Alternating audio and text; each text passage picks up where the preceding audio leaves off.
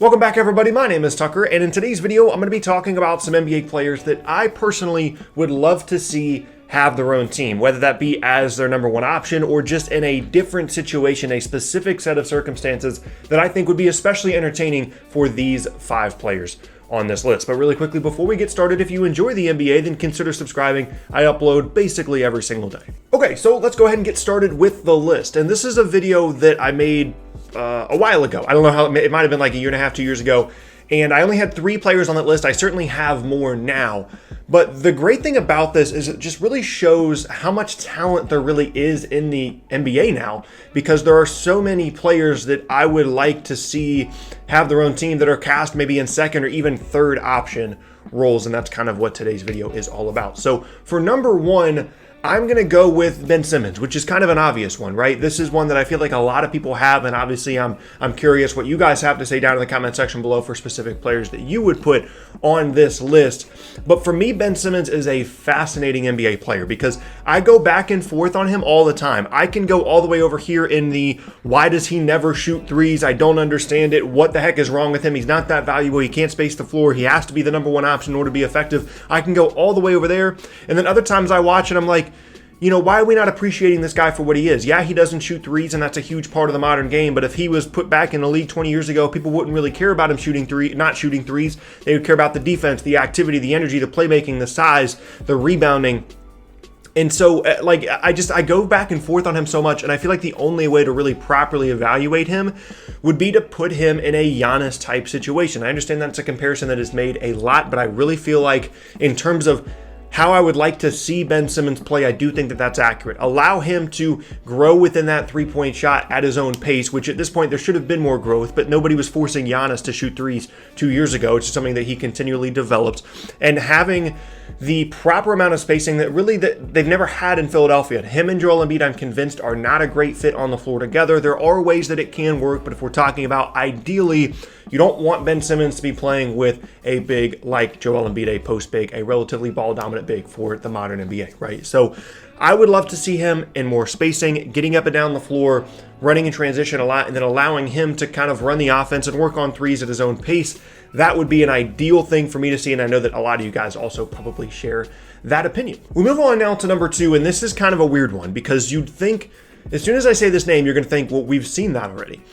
And it's Anthony Davis. And when I say have his own team, obviously in New Orleans, he was the best player on the roster for a handful of years, right?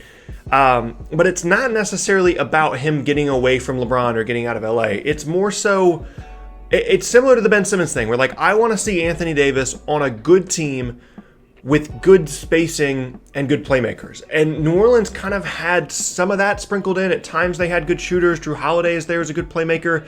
But like I want to see Anthony Davis in like a 2009 Dwight Howard type of role, but with an expanded offensive game where he's not just rolling to the rim and dunking it, but he's working in the post, he's shooting threes, he's isolating in the mid post and at the elbows and working from there. But seeing him in a situation where it's just all this spacing around him, and he's got a couple of good playmakers on the perimeter, and everything is about Anthony Davis, I really want to see how far he could stretch his offensive capabilities, how much he could carry a team, and if it's really possible for a big guy to quote-unquote carry a team in the modern NBA. So it's more still like a case study on the most modern big that I can think of in the current NBA, which is Anthony Davis. How far can that really take you in an ideal circumstance? And for me, an ideal circumstance would be a 2009 Dwight Howard type of situation with his role being different with all the spacing and with some playmakers. That to me would be really, really interesting. We move on now to number 3, and it's another young player just like Ben Simmons, and it's going to be Jason Tatum. And this is a weird one because in a couple of years we might get to see it, right? Or you might even argue that Jason Tatum is the number one option on the Celtics right now. But when I say this as I want to see what it looks like with Jason Tatum having their own team, I mean, like, I think Jason Tatum has all NBA caliber talent. And Kemba Walker is obviously there. Gordon Hayward takes some touches. Jaylen Brown takes some touches. I want to see Jason Tatum unleashed as a playmaker, as a pick and roll player, as an isolation scorer, and have everything revolve around what Jason Tatum does well. And again, I'm not necessarily saying that it's going to be a successful team in terms of winning championships and things like that, but I just want to see what that looks like, see how good of a scorer he really is. And a lot of the players on this list, it comes down to, you know, evaluating how good they really are and how far you can stretch their skills, like I was talking about with the Anthony Davis thing. And Jason Tatum is one of those for me, where it's like, what type of scorer would he really be if you're relying on him as much as possible? And then you've got the spacing and a couple other playmakers on the roster as well. And maybe we'll get to see that, and him and Jaylen Brown will find this nice balance, and Jayson Tatum will really be unleashed fully. Obviously, he's still a young player, but for now in Boston, they're still kind of in this like equal opportunity offense type stage there with all the playmakers and scorers that they do have. And it would just be interesting to see what that would look like with Tatum if you're relying on him a lot more. Second to last now, and this one is probably the weirdest one in the entire list because it's an older player that has had his own team and is also a very ball dominant player. So you would think, we've seen this already. And it's Chris Paul. And the advanced stats for Chris Paul's career and the team success that his teams have had has been really, really good throughout his career. He's never had the postseason success, obviously. But I would also argue that he's never really been in an ideal situation. Obviously, the teams in New Orleans were not outstanding, and that's why he ended up wanting to go to LA. The Lob City teams were talented, but not in a way that you would want them to be when you're talking about a point guard like Chris Paul. Like, yes, he was very, very good, but the Blake Griffin, DeAndre Jordan front court wasn't necessarily ideal. Yes, they were great lob threats, but you would like to see in a more modern way, having that lob threat, but also having more spacing, which they never truly had. They never really had a great wing defender either to really push them past, the second round in the postseason. And then in Houston, yeah, there was all the spacing and there was some rim rollers, but he was also sharing the ball with James Harden. So we never really got to see fully unleash Chris Paul. And obviously now he is too old. So this is a really specific one. I want to see prime Chris Paul with spacing, with a lob threat, and have him be the guy, have him control everything, and see what that looks like. And the closest we got to that was in LA, but the Blake Griffin, DeAndre Jordan thing, as talented as those two players are and how good they were for those teams, I never felt like the roster was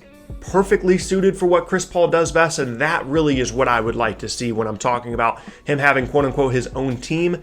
That would be a really fun thing to see, and obviously this one we're never going to get to see because he's too old now and still a really good player, but that would have been a really interesting one for me. And last up now on the list, I feel like this guy and Ben Simmons pretty much have to be on everybody's list, and it's Klay Thompson. This is a guy that when he has it going, when the hand is hot, he is one of the most prolific scorers in the entire league. He can score quicker than maybe anybody in the entire league when he really has it going. I understand that is an arguable conversation, but we have seen him with some absolutely ridiculous scoring performances without really ever dribbling the basketball. And that is something that is so fascinating to me and to so many people that I just would love to see a fully unleashed Klay Thompson where he's coming off screens, he's doing everything that he does best. I'm not saying that I want him to be running pick and rolls and things like that, but I'm talking about like every single thing runs through Klay Thompson, and you have guys that are good at protecting the rim that complement what he does defensively. You have good setup point guards. You have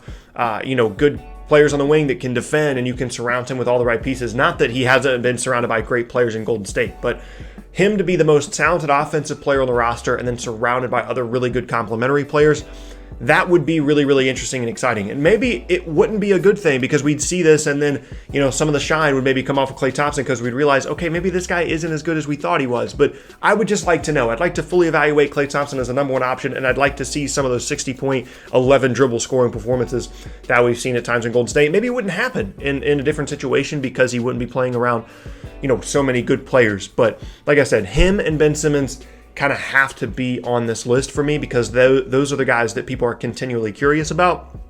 And then when I put in Anthony Davis, Jayson Tatum, and Chris Paul, those are kind of going a little bit outside the box of what you would typically expect to see on this list. But for me, those are the 5 guys that I would love to see have on their own team or in some really, really specific scenarios: Ben Simmons, Anthony Davis, Jayson Tatum, Chris Paul, and Klay Thompson. And yeah, there you have it. That is going to be the end of today's video, and I thank you all very much for watching and for all the support on the channel recently. There's been a ton of growth, a ton of likes on the channel as well, a ton of positive comments, and that is always appreciated. So thank you guys so much for that. As I said in the beginning of the video, my name is Tucker. I hope you guys enjoyed. If you'd like to see more of these types of videos, you can subscribe, like the video, as well as check out the boxes on screen.